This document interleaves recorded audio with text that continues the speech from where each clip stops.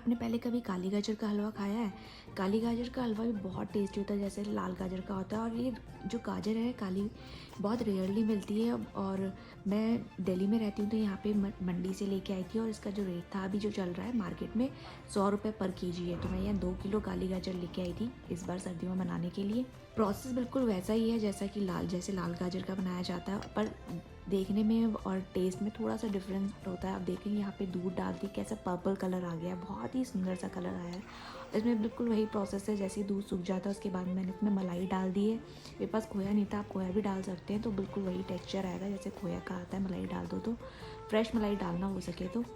और जब ये मलाई सूख जाए तो फिर ये खाने के लिए रेडी है। इसमें थोड़ी बहुत किशमिश भी डाल देना और इलायची तो ज़रूर डालना, और ये खाने के लिए रेडी है। आप भी अपने घर में एक बार ज़रूर बना के